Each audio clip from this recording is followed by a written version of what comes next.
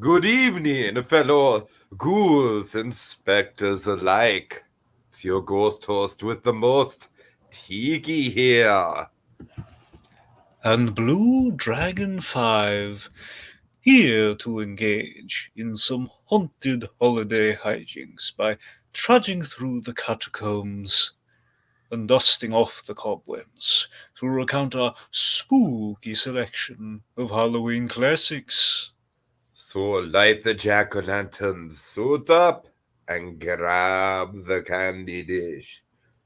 As we revive and recount tonight's spooky selection, the Flintstones meet Rockula and Frankenstone. Rock puns. Blah, blah, blah. All right. Oh, that accent was not my best. Yeah, I don't know why you keep going to Jamaican. It just kind of keeps happening. I know. I don't know why either, dude. It's oh Jesus Christ. God help me. I don't know. I'm not a mermaid. I'm a merman, Pop. I'm a '90s kid. I grew up with the Little Mermaid. That's a pretty thick, deep rooted Jamaican accent in pop culture. Wait, yeah, it doesn't really have much to do with Halloween, though. I know. All right. Anyways, Anyway. you know I cared a lot about that guy's death when. Well, yeah, All but right. again, I don't really see the correlation. Anyway, go on. What are we here I'm talking saying about? the correlation, Dragon, is that's an iconic voice performance that I grew up with from a young age. So when I do voice work, it sometimes slips in. That's what I'm saying. Anyways, Okay. how are we doing this evening? Ready to have a yabba dabba do time. Okay, so let's jump into it, Dragon. I got to admit, this might just be coming off of the high that was the Alan Arkin episode of the Muppet Show. I honestly thought this was just okay. Like, it's good. There's definitely some decent things in it. I think the title characters work really well as Universal Monster send-ups. I do think it has some cool atmosphere. Honestly, I honestly think the film gets better as it goes along. I think there's some clunky stuff in the first act, which we'll get through. I think the last gag with Wilma might be one of my favorite character beats I've ever seen the Flintstones use with Wilma, and we will also get there. So I did have a lot of fun with this, Dragon, but I do think it took a while to get going. I thought the opening stuff with the game show, and I honestly think Fred was pretty petty with Barney and a lot of stuff in the opening act. There's some stuff I can nitpick. Overall, I'd give it, a solid 7 out of 10. It's pretty decent. It was fun. I don't think it's in like the upper echelon of stuff that we've covered on Haunted Holiday Hijinks, like the Alan Arkin thing is. But I had a good time with it. Yeah, this is not one of my favorite. Not one of my favorite of the Flintstone specials by a long shot. Basically, it was a question between this and the Flintstones kids. Nothing against the Flintstone kids, but this literally had like a We should have Frankenstein. done Flintstones Kids. Now that I think about Well, it. I mean, yes, I know that the argument was that we were doing Nosferatu and it would tie in with the Dracula of it all, but Flintstones Kids would have been so fun.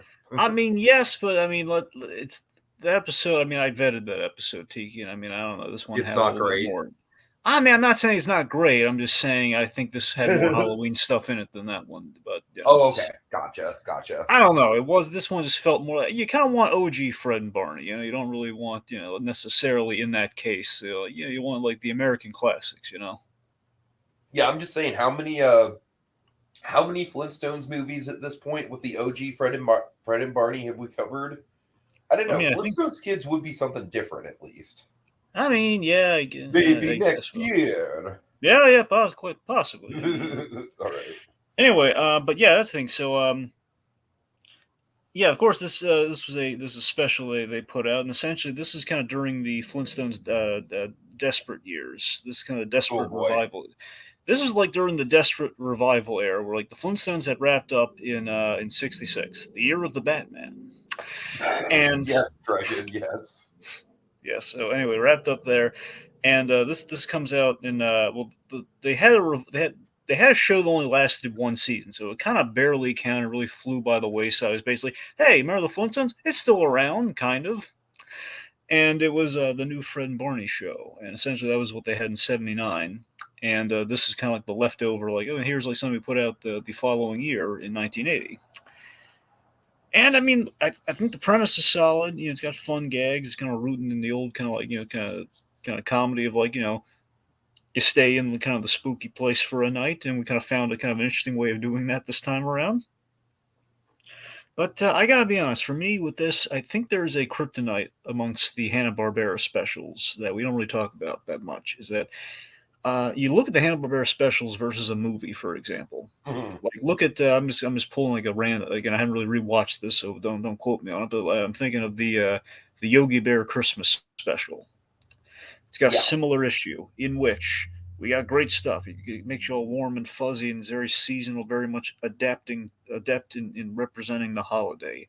By that same token, while you're enjoying that, getting from point A to point B, there's a lot of padding that drags things Mhm, out. mhm. And by padding, I don't mean just like padding in terms of like, do we need this here? I mean padding in terms of like, oh yes, we need literally get from point A to point B, and let's spend a beat doing that so we can make sure this times out to an hour with commercials.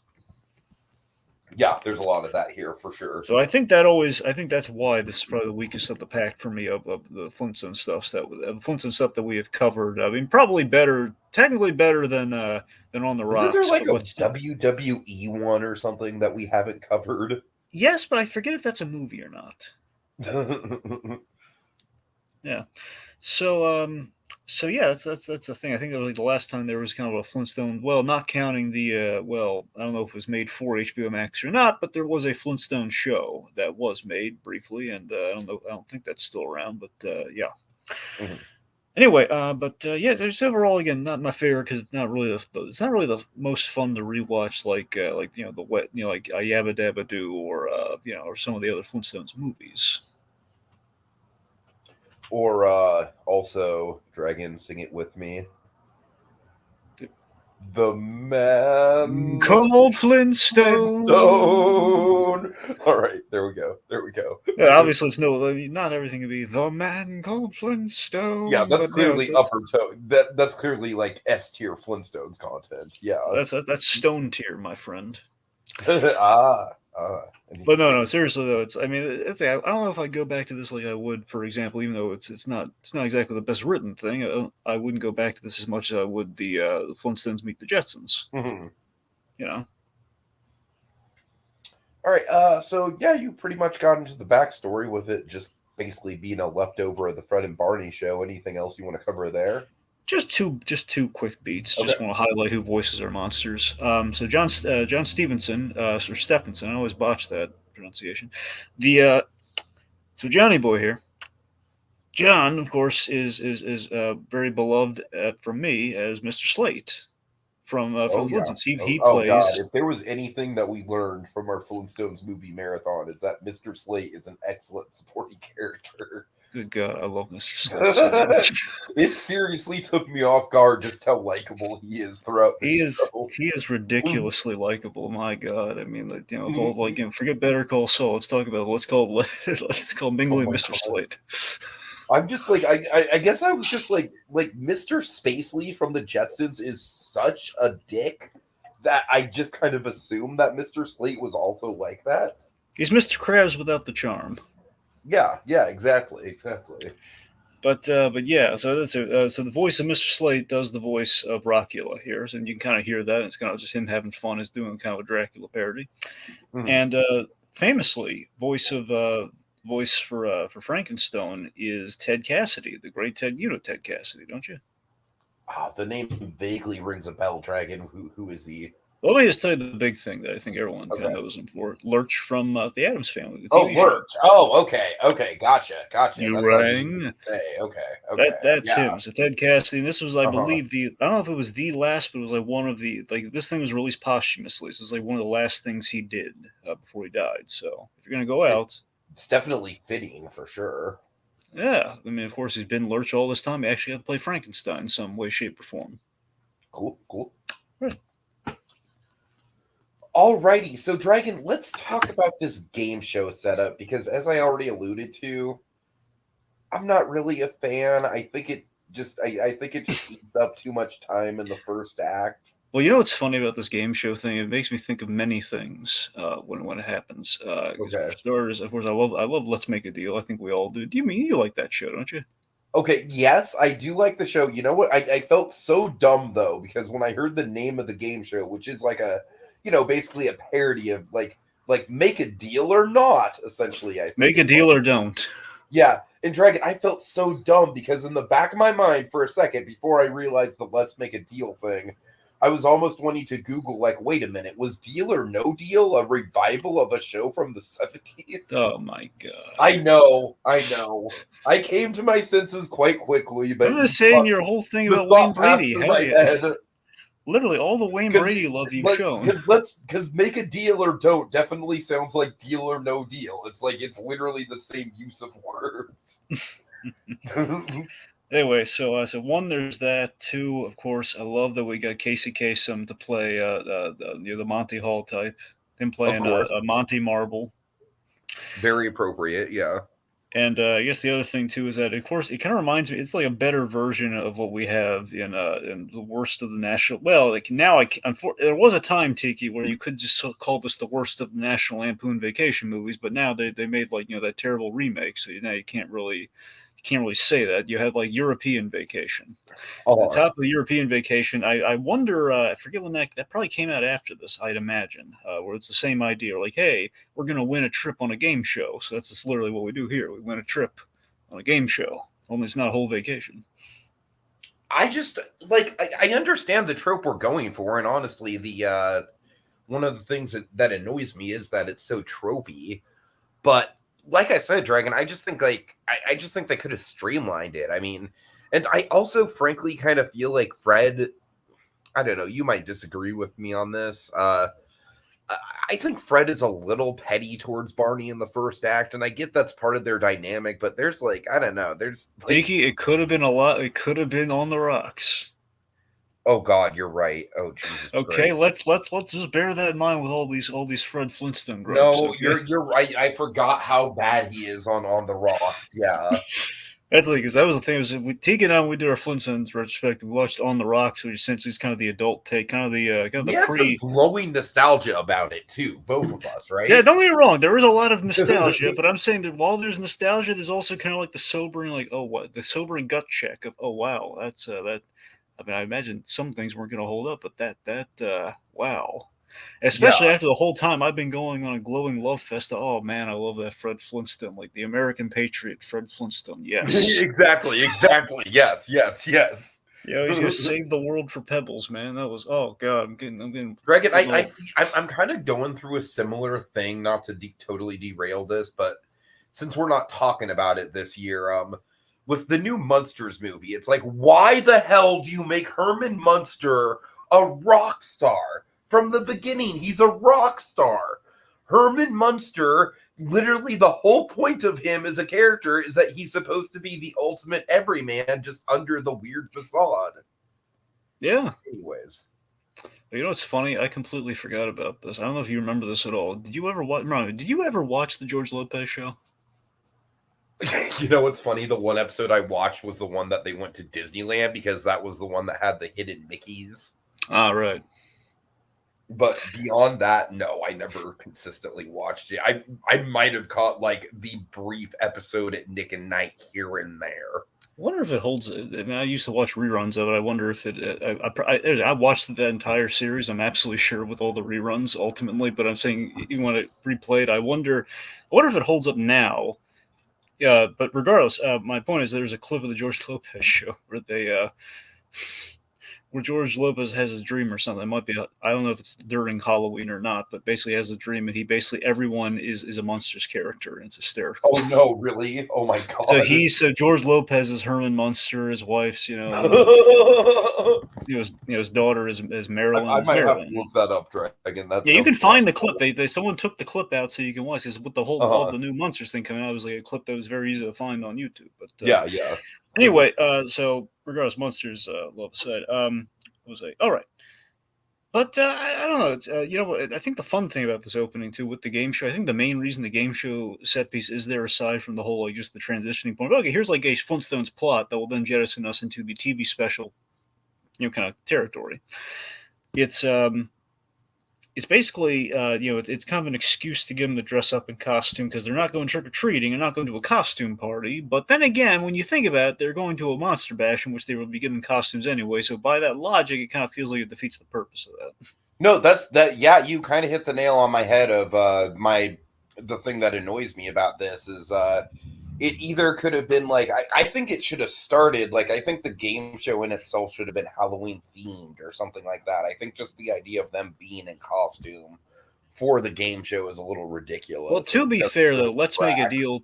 I don't know historically if they did this back in the day with Monty Hall, but I mean, in the Wayne Brady version, everyone dresses up in costume.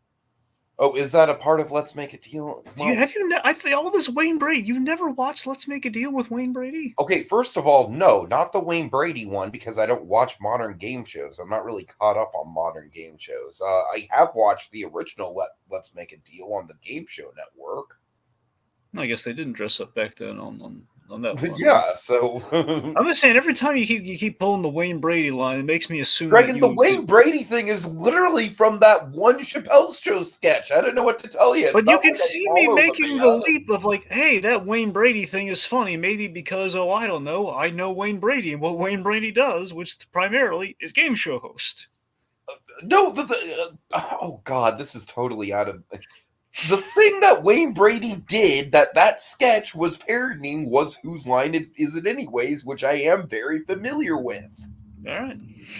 So I'm very familiar with Whose Line Wayne Brady. I'm very familiar with the one episode of Chappelle's Show Wayne Brady. That's about That, it. and also, I know I did show you that clip where our buddy Mark Sipka was on the Wayne Brady version. Let's Make a Deal. So I've seen it at least once. That's But true. yeah. That's true. Regardless, fine. Just take my word for it. You should check out the Wayne Brady. I know even if you're banning modern game shows, that Let's Make a Deal still's got it. It still has it. Man, it's like the one watchable game show these days. Mm-hmm. I'm saying if you're stuck watching like and the game shows are on, you know what? Hey, Wayne Brady. Let's see what's All right. Let's just focus up. Anyway, so we go to Transylvania, and this is a hysterical idea. The idea that in the absence of Rockula, who apparently again in the Stone Age, real guy, just dead. It all happened. The idea that we're in the castle, we've turned the castle into a tourist trap. We turned it into a hotel, like kind of a fancy, spooky hotel. Yeah, I do like the. Did you know, Dragon, that's the rumor on the street is going to be the theme of the epic universe, Universal Monsters Land.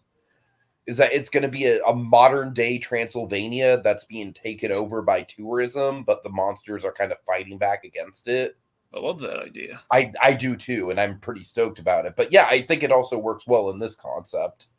Because it very much gives Dracula and Frankenstone. I'm sorry, Rockula and Frankenstone kind of like, I like kind of like the man at a time thing that we do with Rockula because of the the modern day setting and the fact that it is a tourist trap. It was been 500 years. Yep. So also, of course, I love that we have like the Igor and the kind of the Frau Lucre, I believe here. I love how freaked out Wilma just immediately gets of Igor. Yeah, he just comes walking up, Fred. So again, man, that's what I'm saying. We characterized Fred Flintstone right here, even if it was a little pushy in that opening. It's the fact that that man loves his wife. It's one of these things you need with the animated sitcom. It's why I love F is for Family, man. Despite kind of the weird inbred hillbilly neighbor thing, I love that guy. As angry as he is, loves his wife, loves his family. That's Totally. So Fred Flintstone here, not quite F is for Family, but the original F. I love that he's going like he's put him on up. He's going to take on that hunchbacked assistant or kind of in this case I think he's running the place technically. Or like no, actually no, the other the Mister God I'm blanking on. I'm blanking on the name too, and I think it's Silka. Because it gets brought up a lot. I think it's like Silka or something. It's like. I don't know. I feel stupid. Anyway, regardless, the point being the guy who I'll see if I can look it up. Hold on. I think it's like silica because it's like silica goes into like rocks or something. Anyway, point being, I really do like that. I like the fact that we have like the kind of this whole modern tourist trap thing going on. They're attending the costume monster bash, and we put Fred and Barney, and they put everyone in the corresponding costumes as they're staying in the corresponding rooms, being the guest of honor. And of course, it's all I kind of think like it's Silica Dragon. So it is silica then. Yeah, Silica. Okay. Okay, silica. Anyway, so yeah, so I like and silica running kind of the game here with like the kind of our Frau Luker types. You'll do this and this and this and this. Like, so how's it going? Charlie and Gladys just like oh Gladys, let's let's get these rubes in here. Yeah. So again, we have Fred doing his Rockula thing, and of course Wilma's the bride, and then we have more hilariously we have Barney Rubble as a very short Frankenstone, and of course the bride of Frankenstein. Here's a fun. I think we've talked about. I must have mentioned this to you before. The Universal's very tight with the rights semantics on Frankenstein's usage. Believe it or not, Are they really? Huh. Well, I don't know if it's changed over the years, but historically, the way it goes, like I don't know if like. I mean, I assume that obviously is just like the Boris Karloff model and characterization. Yeah, that's what I mean. Like specifically, so for example, like the two big things with Frankenstein, you cannot have you can have like one, if not but you can't have you can't have them look one for one. Like for example, the bolts can't be bolts. That's why they're like wood corks on this guy. He can't. Sometimes it's like it's the best example is Young Frankenstein. That's why he has like zippers on his neck and everything. They have to change him up. You have to change up your Frankenstein so there's like at least something a little different from Karloff's Frankenstein. Gotcha. And with the bride, something similar. You have to alter the hairstyle. And that's why in here, like Young Frankenstein, there's like two, or in Betty's case is more than two, but there's like a bunch of like little white streaks instead of just the one white streak, like in the Marty Simpson area, Yeah. So those are kind of like the little semantical rules. I don't know how it extends to the other monsters. I don't know if they're held to the same degree of scrutiny, but at least for Frankenstein, that's always been the rules there. Interesting. Anyway, yeah. So let's see. So of course, Fred and Barney kind of end up in Rockula's lab. They end up kind of slide down. Doesn't it look fun when you slide down that trapdoor? Yes, it does. And I also love the gag. They end up down there. Why? Specifically because they're going to raid the buffet before they clean out the buffet. Yeah. Well, that was a little later, but yeah. Oh, is it? I'm sorry. Well, no, that's great though. Later on, when they do that, no, because I'm sorry, because they go through another trap door almost, right? Well, no. What happens is that's how they meet the real monsters when they realize, oh god, the real monsters are out. But this is all just right. When I'm sorry, I'm getting Dragon. That's the thing with this first act. You already mentioned it. It's very dragged out. Well, that's okay. So let me. So it's like I'm literally wanting, like in my mind, I'm literally wanting to skip ahead to the actual good stuff with the monsters. So, but that's the thing. I'm sorry. But Tia, you hit it right there. This is exactly what I wanted to mention. So the idea is they go down the trap door, and it's like, hey, all this stuff when they go down the trap door for the first time, it's like vague setup for okay, we're gonna use the trap door later to just kind of stymie the monsters and escape. But the fact is, after we do that, it's like, okay, here's like the video game kind of thing of like, okay, well now we have to get back up and retrace our steps. Like, okay, Barn, how do we get out of here? Exactly. Yeah, because that's the padding. Honestly, with Fred and Barney like meeting up again later to go to the buffet, Dragon, honest to God, I just my mind just blanked out the original like Fred and Barney meeting up and doing something. Like it just feels redundant. I will say this, there's like a nice subtle bit in this whole thing. It really kind of charmed me. I don't know about you. I love that we kind of had the realistic married couple thing, where they're at the party, they're having a good time, and then you have to travel. It took a lot out of Fred and Barney. They're getting tired. They got to be put to bed like kids.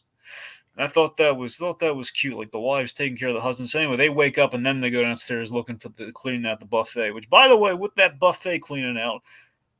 Doesn't it feel nice that we have like the painted backgrounds and then we have the interacting with the animated food?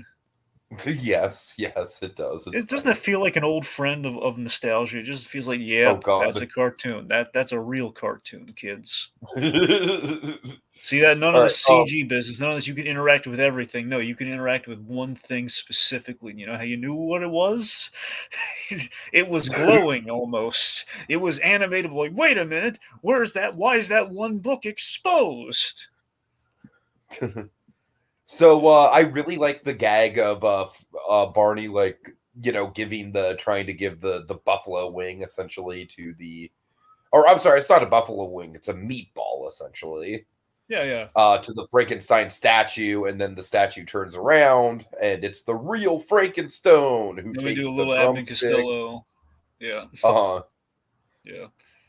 Definitely. I mean, honestly, with the title, you can probably tell the Flintstones meet Rockula and Frankenstone. Obviously, a lot of Abbott and I mean, Costello it's in the obviously DNA. not going to be as good as any of the Abbott and Costello movies, but Oh yeah, they're heck no! kind of trying to go for that. I mean, what can be? I mean, the closest thing I've seen, honestly, longest time, I think the closest thing I've seen to kind of replicate an Abbott Costello was Ryan Gosling in The Nice Guys when he did that. When he seriously, I've always marveled that Ryan Gosling impressed me so much during that beat where he lights the thing. He's just so scared he can't talk. Oh my god, he's channeling Luke Costello perfectly. I love it. Yeah, yeah. Anyway, I yeah. still really So want an Abbott and Costello meet Frankenstein maze at Halloween Horror Nights. I think that would work out so well. how great! Just take a bit because again, there's some synonymous stuff here. Just real quick. How wonderful still is the ending of the climax of Abbott Costello meet Frankenstein, where they're basically running around, Frankenstein's chasing him. There's a maze there, man. That's awesome. No, that's what I'm saying. Yeah, exactly, exactly. And everywhere you turn, You you have just like have actors as Abbott and Costello running around, yelling, and you're. like they could do it in a way where there are jokes, but it's still scary. I think. I mean, quite simply, every time you walk into a room, you have Frankenstein. You have basically a Frankenstein chasing you. More so, you have stuff like the ultimate monster battles happening around you, like the Wolfman is fighting Dracula, and you're trying to stay out of the way. Well, you know what's funny is that that was actually the premise of the Universal Monster Maze this year. It was a three-way battle between the Wolfman, Dracula, and the Mummy. Yeah. So I'm just saying, just do that, but with Abbott and Costello also in the mix to add in some comedy. Was the mummy more impressively represented than he was in the original film? Yes, Okay. I mean it is the bandaged Imhotep the whole time at least. Well, that's the one thing we got to do with the mummy. We got to have him like. The original film Mummy really surprised me with how lame it was. I'm sorry. I mean, We've already honestly, talked about this on Memoirs. like, this is going to be just a random monster thing, and then we're just going to focus. Not really a whole lot. This thing's not the most dense thing in the world. Just real quick aside here. Just I think oddly enough, Ben 10, back in the day, Ben 10, when they had like a whole kind of a Do season where you they. remember Ben 10? Anyway, Ben I'm 10. sorry. They had kind of a season where they introduced like new aliens. Of course, I always loved because it has that Pokemon or Lilo and Stitch kind of collect them or track them all sort Mhm. of thing. And back when it was like far easier to do. Anyway, you had like new alien creatures, and they were all monster themed, like universal monster themes. So you had like a werewolf, and you had a Frankenstein, and you had a ghost, and you had a mummy. And the mummy is like like with any mummy, you can if you can like lunge bandages almost like a Spider Man. That's like you can whip the bandages. That's the coolest thing we got to do with a mummy. There's your All right, awesome well, to mummy. be fair, Dragon, they weren't about to do that with the practical No, effects I they know, had in I the know. I'm just 30s. saying. I'm saying in general with a mummy remake of sorts. Like if Yeah, you're gonna yeah. redo the mummy, like don't necessarily just I do like. honestly think we're never going to get anything as good as the Brendan Fraser Mummy. That movie is perfect. That movie is holy. I will love it forever. That's what I'm saying. Though, wouldn't it be nice if we have like just a nice blend of that and the original, in which it's like a Yeah, no, mummy? no. Although I honestly like with the original, I feel like I don't really care if it just fades into obscurity because it's just kind of like a lamer Dracula. But that's what I mean. Just take the aesthetic of the original, but give it the energy Oh, of the Fraser mummy. Like sure, give him sure. like cool abilities, but have him look like a classic mummy. You can shoot the bandages, and Yeah, I feel you. he's a pharaoh out of time. Hmm. Wouldn't that be All right. all? Anyway, okay. So Let's see. We have this. We have this great bit there where we have the secret passageway in which the Rockula. He basically he's falling head over heels. Like this is kind of a common Dracula thing. I remember when we did It is Batman. a good Dracula trope, for sure. It's very faithful to what Dracula is. I remember like Batman versus Dracula. You had the thing where Dracula is, he's going after Vicky Vale because like it looks just, and it's a redhead too. It looks just like my wife. Oh my god! Of course, that's what they do with Dracula. Dracula has a thing for redheads. You know why? Because it's red. Because of blood. Yes. Just want to make sure the kids could follow that. No, seriously, the idea that the Rockula here, he's like, oh god, she looks just like my wife. I must propose to her. So then, of course, she thinks it's Mr. Silica. Who is this Mr. Silica? I just love the fact that think about it. This is kind of like On the Rocks done right here, where it's like it's a little still layered kind of adult content to this. Where Mr. Silica here is like just barging in on woman making a pass at her, and she's like, "I'm very flattered, but no." Yeah, wouldn't get away with that today. Don't think so. But yeah, I'm gonna report you to Monty Marble. But yeah, so I love this ingenious kind of. I love the stakes that we apply. Ultimately, is that I can't marry you. I'm married. I'm gonna fix that. I'll make you a widow. And it's like, oh god, he's gonna kill Fred Flintstone. Egad, no, we can't kill. Because it's not like I love that logic because it's not like murder is illegal or anything. You know what I mean? It's like if the law is really what he's concerned about, like I don't know. There's some questionable logic there, I think. Yep. Is it murder if you can't find the body though? I mean, I feel like at that point the easier thing to do would basically be to just hold her captive.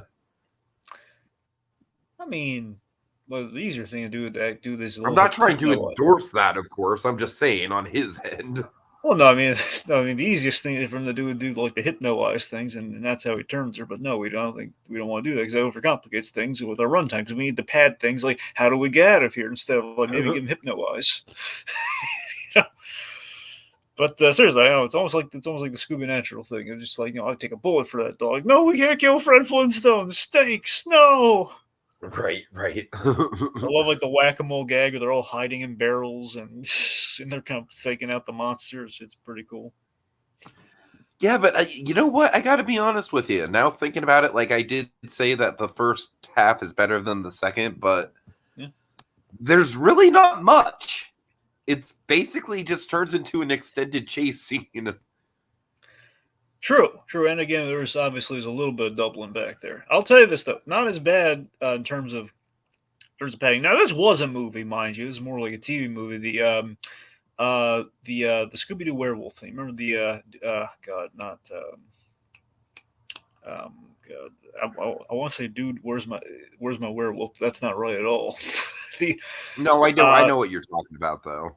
The one where Shaggy turns into a werewolf. That whole thing. That has I've seen it. Yeah, that whole thing. So that's again an example of that sort of thing. Where it's a glorified chase sequence for the whole thing. The whole thing's a race, and there's only so much you can do outside the action. It's like, well, we have to keep it going for movie length. So what are we going to do? It's not like Ford versus Ferrari. We can build it around like one big race at the end. Like, no, the whole thing's like it's an endurance race. Darn it. Mm-hmm. Yeah. I mean, but I honestly think with the monsters and stuff, like there is more that they could have done. I honestly think my favorite beat in the whole thing is Barney with the werewolf mask. That was great. Just the fact that Barney shows up and the fact that the monsters fall for it. The fact that, again, Dracula's main competition is the Wolfman. Let's be honest. Wolfman, second to Frankenstein, has the best movie of those three. I would say that's definitely of the three for sure. That's the thing, and there's the fact that like Dracula intimidated by the Wolfman. I like that detail, kind of the history of Universal. You know what's sad? I would say I would probably rank Creature from the Black Lagoon above the original Dracula as well. Well, but to be fair, that movie's amazing though. I know. I'm just saying, like when I think about it, the original Dracula, like we've already talked about this, but once Renfield is out of the picture, it kind of slows to a halt a little bit. Yeah, I mean, I think we love Lugosi and the visual of Dracula more than the actual Dracula film. I mean, bear in mind though, the actual Dracula film, I will take any day over the original Mummy. Yeah, well, sure. Yeah, that's what I'm saying. Like, in terms of what we're stacking these things, Mummy's going to be on the bottom. Mummy's the toilet paper roll of the bunch. Oh God. Yeah, not even the paper, not even the wrapping. It's the roll. Oh Jesus, that's bad. Yeah, it's the old crusty roll. It's like when you see Karloff's face outside of the wrapping. It's like, eee. Anyway. So I love like Fred's realization gag of like, oh yeah, of course he goes, yeah, that makes sense. Oh, widow. Anyway, I think we have good jokes amongst the climax though. That's kind of good. I think we have a lot of the comedies really kind of flowing there. I do really like both times that we defeat Dracula. I think both of them are very, very clever. Did it feel tacked on though when we did it the second time? I liked it. I like what we do at the end. I mean, it felt maybe like I feel like we needed to have some sort of like, all right, here we are back in Bedrock kind of thing.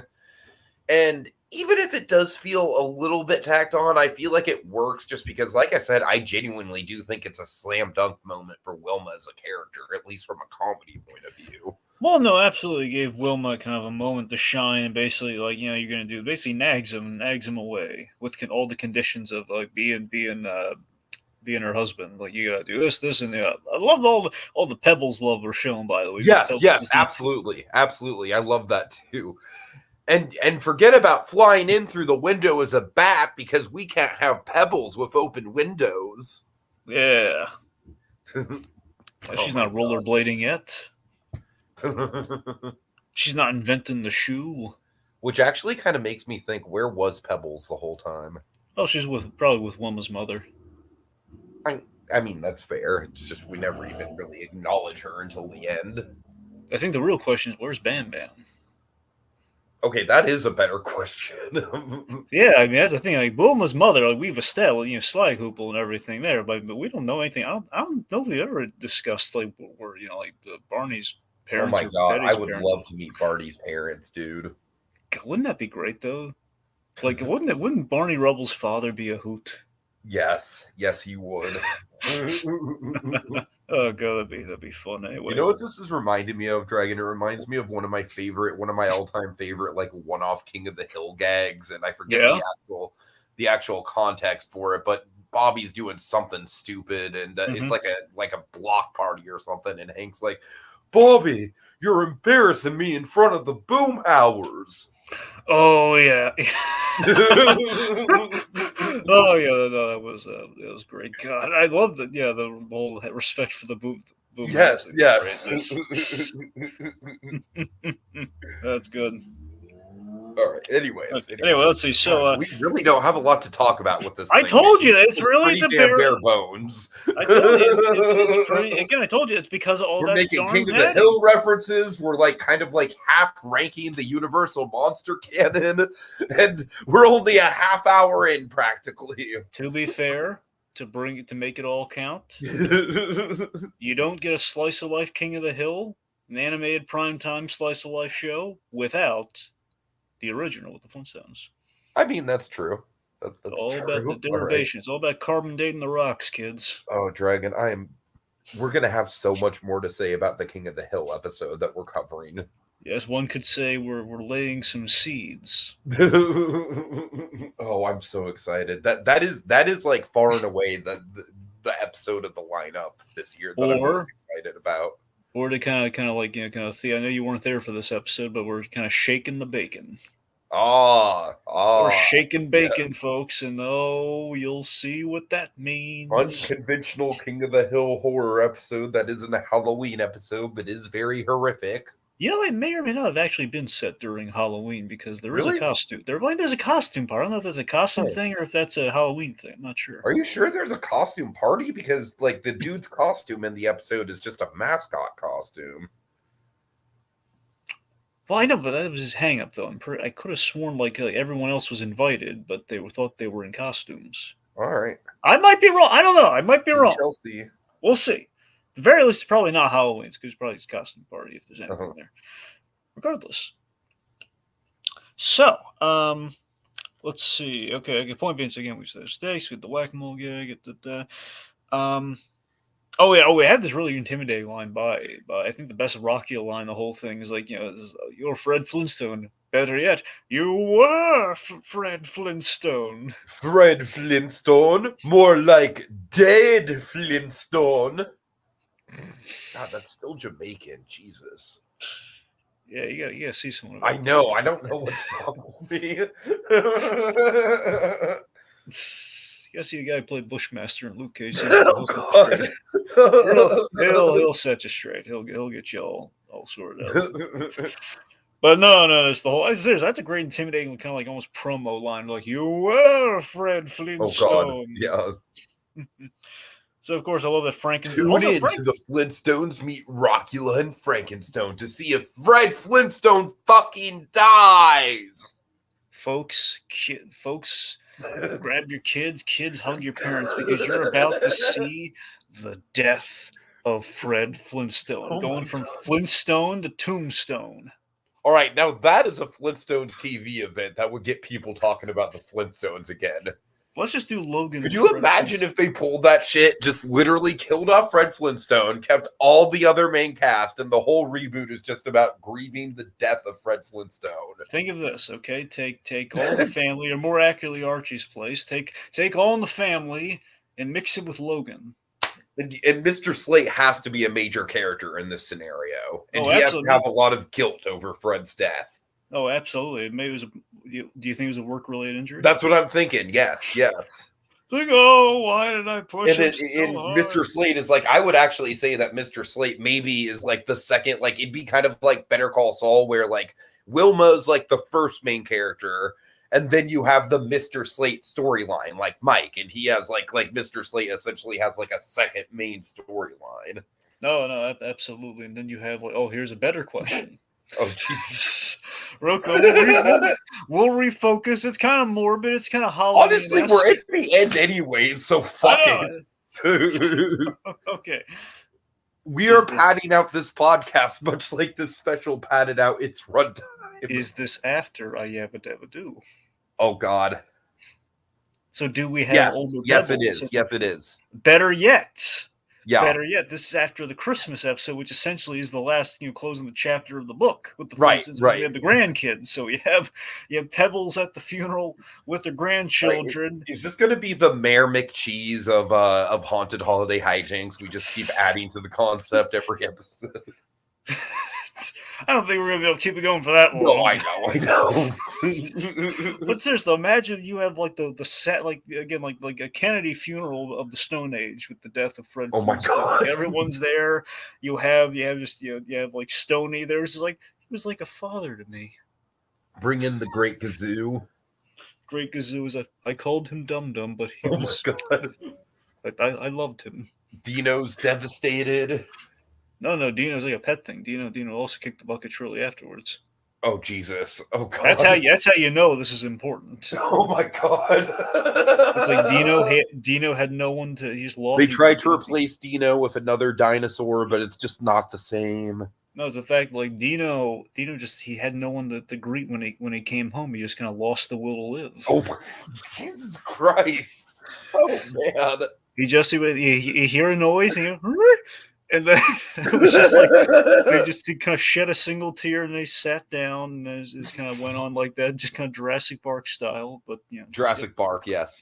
Oh God, Jurassic Park style. In this case, a literal Jurassic Park style, but yeah. Anyway, so Jesus Christ, man, I honestly think the process of talking through this podcast and like we've literally talked about this thing for less than the length of the runtime, and we've already gone off on a lot of tangents and have completely run out of things to say. And I think at the end of the day, Dragon, I would say the only real pros I have about this is I kind of like the atmosphere of the actual castle. And I do think that the main characters are decently fun. And there are a couple decent gags. But fuck all, man. This is just, as the kids would say, Dragon, this is very mid. This is very, very mid. I mean, like there's nothing like offensively bad about it, but at the same time, there's absolutely nothing that blows me away either. look, I don't disagree. I do say it's like, it's like not like fervent, like this song we gotta watch every Halloween. It's like, if you're gonna watch Halloween stuff, this would be something to watch like once a year versus like I'm gonna go back to this maybe a couple months ago. I like the monsters, it's not exactly It's quite no that. Summerween for me in that regard. Like, there's Certainly. definitely the Gravity Falls episode. Yeah, no, I know. But yeah, I do want to mention that real quick. I do love that Frankenstein, like he loved the slide. He's it's a very nifty trick when like Rockula's like turned into the bat and everything. So we give Frankenstone, good old Ted Cassidy, a few good lines. Frankenstone, I think, is probably the better of the two, just as far as like you're right, having Ted Cassidy. Like now that I know that it's Lurch, that kind of makes it a little bit more extra fun. And I don't know. I do think that Rockula, like I said, I think that the whole plan of like he's worried about the legal loophole of marriage, and yet he's going to his fix for that is fucking murder. Yeah. So I don't know. Just that alone, just kind of like, it's not the best. It's not the most sound plot in the world. I mean, no, but then again, it's like it's going back to the old kind of comedy practices. But then again, comedy practices without like all this padding, though. Uh-huh. But to be fair, even some of the old comedy stuff, with the exception of that thing, oddly, with the exception of the Abbott and Costello monster movies were the only ones that did not have the excessive padding that they had in every other movie they did.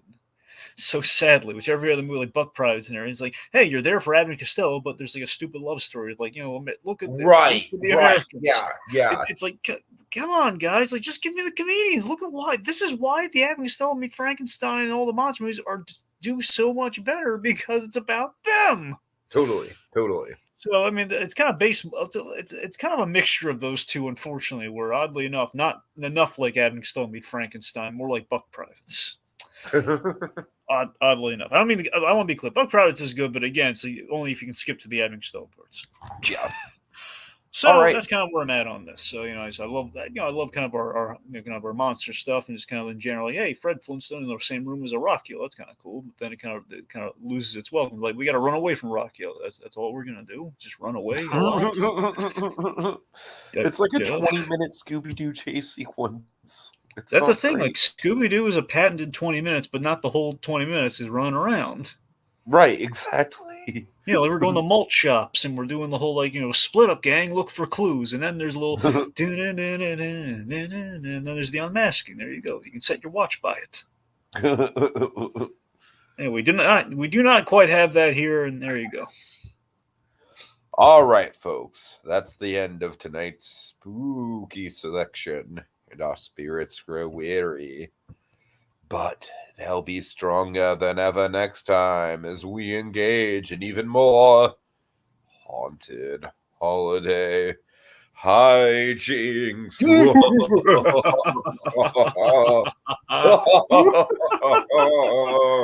Flintstone, I'm so sorry. Bobby, you're embarrassing me in front of the Boomhowers.